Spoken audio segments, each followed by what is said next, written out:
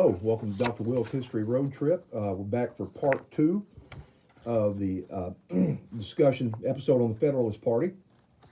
Talked a little bit last time about the issues that started creating the party divide in the United States in the 1790s, and most of them are going to be domestic issues, particularly Hamilton's financial program, but foreign affairs do play into it. I believe the last thing we talked about was Jay's Treaty. Now, part two, we're going to focus on how the parties started to really get involved in party politics. For most of Washington's 2 terms in office, for example, the party politics plays a role in terms of internal divisions going on within his cabinet. Washington's not a member of either party, but he tended to support Federalist Federalist policies, because he was particularly close to Hamilton, and especially after Jefferson resigned from the cabinet in December of 1793, there was not much of a voice in the cabinet to argue against what Hamilton wanted to do. Now, Washington had been reelected without opposition in 1792. He was the only president unanimously elected by the Electoral College. But in 1796, he decided not to run for a third term. Now, if he had run for a third term, he certainly would have won. He probably would have won no matter how often he ran, but he decided not to run for a third term. 2 terms is enough, and that's a tradition that stood until 1940, when Franklin D. Roosevelt ran and won a third term, and he eventually run for a fourth, and then we got a constitutional amendment that established term limits after that. So 1796, Washington's not going to run. 1796 is important because it's the first partisan election in U.S. history. So this is going to be the first time that political parties play a role in a presidential election. Now, most modern Americans would scarcely recognize the process. The original process for presidential elections was that all candidates would run for president. There was no election just for vice president. The way it worked is everybody ran for president. Whoever got the most electoral votes became president. The second place vote getter would become vice president. At this point, most voters didn't actually vote for president. Most electors were chosen by state legislatures. Now, the Federalists ran 2 candidates. They ran John Adams of Massachusetts and Thomas Pinckney of South Carolina, hoping that John Adams would come in first and that Pinckney would come in second. The Democratic Republicans did the same thing, running, of course, Jefferson of Virginia and Aaron Burr of New York. The hope was that Jefferson would come in first and Burr would come in second. It actually worked out in a way that nobody really foresaw. John Adams won the election with 71 electoral votes, but Jefferson came in second with 68, which meant you had a Federalist president and a Democratic Republican vice president. That's probably not going to work too well. Even though these 2 men have been friends since the days of the Revolution, it's probably not going to work well, and it didn't. Now, the Federalists also held a majority in both the House and the Senate. So Adams pretty much had things his way. Now, you would think that he would anyway, but party leadership didn't cooperate well together. Adams and Hamilton, the 2 leaders of the Federalist Party, did not like each other. Adams had actually referred to Hamilton at one point as the bastard brat of a Scotch peddler. That's a direct quote. Many of Adams' cabinet secretaries were more loyal to Hamilton than to Adams. So this is not going to be a very successful presidency. It's going to be pretty contentious. This ongoing war between Britain and France continued to be a partisan issue in the United States throughout Adams' term in office. One of the provisions of Jay's Treaty was that Britain was given most favored nation status in terms of trade, and meaning that we're going to trade mostly with them. We also agreed not to transport French goods from their Caribbean islands to France. And by 1797, this was starting to hurt the French economically, and now they start stopping American ships and seizing cargo on the high seas. Adams sent a delegation to France, but the French foreign minister wanted a bribe before he would even talk to him. The 3 American delegates were so incensed that they immediately left France and returned home. And when they returned home, Federalist newspapers got a hold of the story, and they dubbed the story the XYZ affair, because these delegates did not want their names published. They were so incensed that somebody would even think they might offer a bribe that they wanted to be known as Ministers X, Y, and Z. Americans reacted by screaming for war with France, particularly the Federalist. Now, Adams knew that that was going to be disastrous. He sent another delegation to France. In the meantime, he ordered construction of a whole bunch of new warships, ordered the Navy to attack French ships on sight. And this becomes known as the quasi-war. It's undeclared naval warfare. We're not invading France or not invading us, but we're shooting at each other's ships on the high seas. Now, eventually, the second treaty delegation he sent over there worked out a treaty with France. War was averted. But many Federalists were angry about this because they wanted to fight the French. And Hamilton's faction in particular turned on Adams and undercut support for his administration.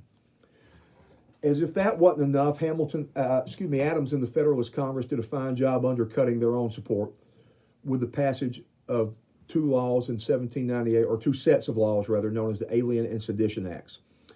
You need a little background to understand the Alien and Sedition Acts. One of the things that really angered Federalists at this time is that during the late 1790s, you had a lot of immigrants come into the United States from France and from Ireland. Now, they're coming from France mostly to escape the revolution, to escape war and that kind of thing. They're coming from Ireland because Ireland was poor and always had been poor. And they're coming over here for a better opportunity. The problem Federalists had is that most of these Irish and French immigrants, when they became U.S. citizens, they tended to vote for Jefferson and the Democratic Republicans. They tended to support that party. The Federalists thought that was unfair. And so what the Alien Acts did was a series of laws that just made it harder to become a citizen. It lengthened the amount of time you had to be a resident before you could become a citizen. And the Federalists are hoping that in that time, they've got more of a chance to kind of get their hooks in them and convince them to vote Federalist. But some of the acts were pretty egregiously unconstitutional. I think one provision of the Alien Acts allowed the federal government to deport alien residents that were suspected of treason. So you didn't have to have a lot of evidence. You didn't have to have much evidence at all. You could just be suspected of treason and you could be deported or thrown in jail for that. The really egregious part of the Alien and Sedition Acts were the Sedition Acts. Sedition, of course, is a fancy word for treason. And the Sedition Acts were aimed at newspapers. Now, back in those days, nobody made a pretense of being fair and balanced. You had Federalist newspapers, you had Democratic, Republican newspapers. All the press was partisan, and everybody knew it. Well, the Democratic, Republican newspapers had been hammering Adams over the quasi-war. They had hammered him over a lot of things in his administration, and Congress and President Adams were pretty irritated by this. So they passed the Sedition Act. What that did was it made it a federal crime to criticize the president and Congress, I believe. It made a federal crime to criticize the president. Now, it didn't say a word about the vice president. You could criticize him all day long because that was Jefferson, and they didn't care about that. But it was a federal crime to criticize the president. Now, that's clearly unconstitutional. That violates First Amendment, freedom of the press, freedom of speech. But this passed. It was signed into law by Adams. And under the provisions of this act, there were several newspaper editors thrown in jail. One newspaper editor, and this is a direct quote, said he hoped, quote, the wadding of an artillery shell hit John Adams in the ass, end quote. And the man was thrown in jail for that. So that's going to anger a lot of people and bring them over to Jefferson's side because they look at this as an unconstitutional power grab. It's an abuse of power. Jefferson and his best friend James Madison and co-leader of the Democratic Republican Party addressed this in they drafted their response to this were the Virginia and Kentucky resolutions where they laid out what they thought should happen when the federal government overstepped its bounds. It was not to take it to the court system. And we'll get into that. When we talk about the Democratic Republican Party, I'll spend a lot of time here on the Virginia and Kentucky resolutions. But bottom line is, going into 1800, when you have another presidential election, Adams has lost support from a lot of people that are angry about the Alien and Sedition Acts. His own party's divided between his faction and Hamilton's faction. It's looking pretty good for Jefferson and the Democratic Republicans to win. So 1800 comes along. Adams runs for re-election, as does Jefferson. You have the same candidates in 1800 that you had in 1796. Adams and Pinckney are the Federalist candidates. Jefferson and Aaron Burr are the Democratic Republican candidates. Like I said, the Alien and Sedition Acts have weakened support for the Federalists throughout the country, but especially in the South. In the South, it was very much hated. And the Federalists had some support in the South up to this point. They had done well in South Carolina up to this point. Thomas Pinckney was a South Carolinian. Among Presbyterians in the North Carolina upcountry, the Federalists had done very well. But this undercuts that support.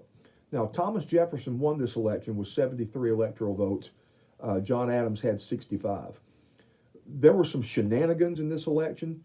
It was a pretty interesting election. We're going to deal with that in the next video when we talk about the Democratic Republicans.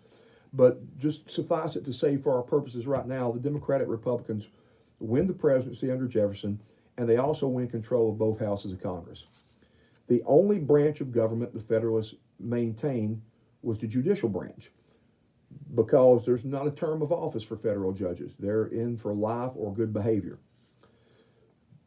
After Jefferson was elected in November of 1800, but before he was inaugurated on March 4th, 1801, the old Federalist Congress, before they went out, passed a law called the Judiciary Act of 1801, and that created a whole bunch of new federal courts, which is something that Congress has the power to do constitutionally.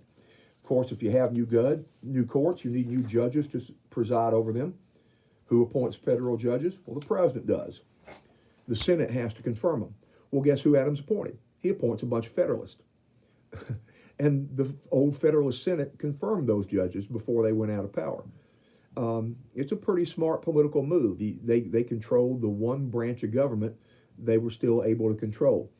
So you now have all of a sudden a whole bunch of new courts and a whole bunch of new Federalist judges that are going to interpret the law like Federalists. And so that ensures that party at least maintains a little bit of power for a while. Now, the Democratic Republicans, of course, are incensed at this. They claim that Adams was signing appointments right up until the time he went out of office at midnight on March the 4th, 1801. And they referred to these new judges as the midnight judges. He was actually signing appointments as soon as that law was passed all the way up. So it wasn't like it all happened right at the very end, but that's the way they presented it.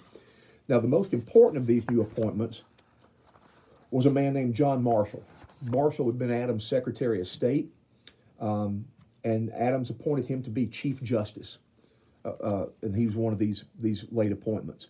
Marshall would sit on the Supreme Court from 1801 until his death in 1835. And I'm not exaggerating when I say he is the most important Supreme Court justice in this country's history. Now, his importance is going to pop up pretty quickly in a court case that takes place in Jefferson's early years in office. One of the midnight judges that Adams appointed, I think he'd been appointed to be a district court judge in D.C. or something like. He wasn't Supreme Court, but he was one of the lower court, but a federal judge. It was a man named William Marbury.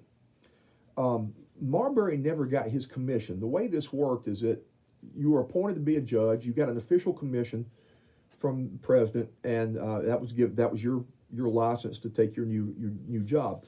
Typically, the Secretary of State at this point was the one to hand out those commissions. Well, that's John Marshall. But he's moving out of his old Secretary of State office. He's getting ready to go to the Supreme Court. He lost Marbury's commission. Later on, now after March 4th, 1801, now Thomas Jefferson's the president. His best friend, James Madison's the Secretary of State. Madison is moving into Marshall's old office, and he finds Marbury's commission. Marbury had never gotten it. So Madison goes to Jefferson, and they basically, hey, what do you want me to do with this? And they decide, yeah, we're not going to give him the commission. If you really wanted him to be on the court, you should have got it to him. Tough luck, we're going to appoint somebody else in his spot. Marbury shows up a few days later and basically, hey, I want my commission. I know it was given to me. And Madison in the nutshell tells him, well, we got it, but you ain't getting it. We're going to appoint somebody else. And so what Marbury did was he sued. This is probably the most important Supreme Court case in American history, called Marbury versus Madison. By the time this makes its way to the Supreme Court in 1803, who's the Chief Justice? Well, it's John Marshall, who should have got Marbury as commission to begin with. He probably should have recused himself from this case because he's all wrapped up in the facts of the case, but he didn't. And what happens here is that Marshall hands down the most important Supreme Court ruling in American history.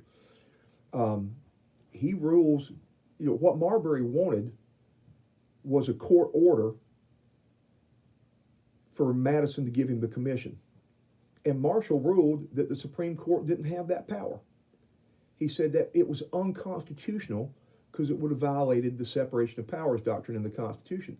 This is really slick what Marshall does here. What he does, he gives up a little power, which is a court order, and he grabbed for himself and for the court a lot of power in declaring the federal law unconstitutional. See, Americans were divided on that at this point. Jefferson and Madison didn't think it was the job of the courts to decide constitutionality or not. They believed it was the job of the states, and they laid that out in the Virginia and Kentucky resolutions, which we'll talk about next time. But what John Marshall did is he established that. And think about it, today that's how we do it, right? The Supreme Court decides what's constitutional and what's not. Every time they meet, we're kind of sitting on tenterhooks waiting to see what they decide, one way or the other. So this was the first time a federal law had ever been declared unconstitutional. That was under John Marshall, a Federalist, who would be on the court until 1835, almost 20 years after the Federalist Party ceased to exist. He is still on the court, and he's interpreting the law like a Federalist. So they maintain that branch of government. Now, other than the judicial branch, the Federalists weren't able to block Jefferson's agenda. They protested what they saw as hypocrisy. When Jefferson brought Louisiana in 1803, they thought it was hypocritical because, remember, Jefferson's a strict constructionist. He believes if it's not written in the Constitution, you don't have the power to do it. Well, what part of the Constitution gives the president the power to purchase land? Right? So they called him a hypocrite, but they weren't able to accomplish much or stop it, and they probably really didn't want to stop it. And then Jefferson won re-election in a landslide in 1804. And by that point, it had become clear that the Federalists were now a regional party. They controlled New England, but they were pretty weak everywhere else. Jefferson had won in New York and Pennsylvania as well. But events in Europe would lead later to a minor Federalist resurgence. This war between Britain and France continued to cause problems for American shipping. In 1806, the British resumed their practice of stopping American cargo ships and seizing cargo. They also began to impress American sailors. And by impressing them, I don't mean impressing them with sweet dance moves. They were taking American sailors and forcing them into the British Navy. In 1807, the Democratic Republican Congress passed the Embargo Act, which was signed by Jefferson, and that placed an embargo on trade with Europe. We're just not going to trade with Europe at all. That's one way to keep either country from taking your cargo. Just don't put ships out there. The idea was that both Britain and France were so dependent on American shipping that their economies would suffer and they would stop attacking American shipping. It backfired. It hurt the U.S. economy far more than it did its intended targets. Most affected was New England and New York City, whose economies depended on trade with Britain. Smuggling became very common. Many New England shippers just ignored the law. Now, the law was repealed in 1808, a year later, but the damage was done. The hatred engendered by this law caused a brief resurgence of the Federalists in New England and in New York. 1808, another election year. Jefferson has now served 2 terms. He's going to follow Washington's tradition, not seek a third. In 1808, the Federalists ran Charles Coatsworth Pinckney of South Carolina. He's Thomas Pinckney's cousin. And they ran him against the Democratic Republican candidate, Jefferson's Secretary of State and best friend, James Madison. Pinckney had run against Jefferson in 1804, and Jefferson cleaned his clock. But he did better against James Madison in 1808. The Federalists won some votes back in the Northeast. Still, Madison was elected, and the Democratic Republicans carried both houses of Congress. Now, we'll deal with this more in the next lecture or next video, but Madison was no more successful than his predecessors at getting Britain and France to leave our shipping alone. By the summer of 1812, we were at war with Britain over a variety of issues we'll cover later on. But the Federalists did something very smart politically, and they positioned themselves as the anti-war party. Again, their stronghold is New England, which relied heavily on trade with Britain. Now, that fall, the fall of 1812, Madison runs for re-election. And the Federalists tried to create a fusion party with disaffected Democratic Republicans. There were several Democratic Republicans, particularly in the Northeast, that did not like the direction that Madison and the Democratic Republicans were taking the United States, particularly in terms of going to war with Britain. They held a convention, and they chose as their presidential candidate DeWitt Clinton, the mayor of New York City. Now, Clinton was a Democratic Republican, but he's against the War of 1812, and he's against Madison's agenda. So there's a fusion ticket. You've got the Federalists teaming up with anti-war Democratic Republicans to oppose Madison. The idea was to attract support from the Clinton faction of Democratic Republicans. The Clintons were a strong political family in New York. And it worked to an extent. The Federalists did win New York. Clinton won New York. He won all throughout New England. The Federalists gained seats in both houses of Congress. And they would continue to gain seats in 1814 as well. But it wasn't enough to beat James Madison. Again, Madison's a well-known name. He's the father of the Constitution. He wins re-election.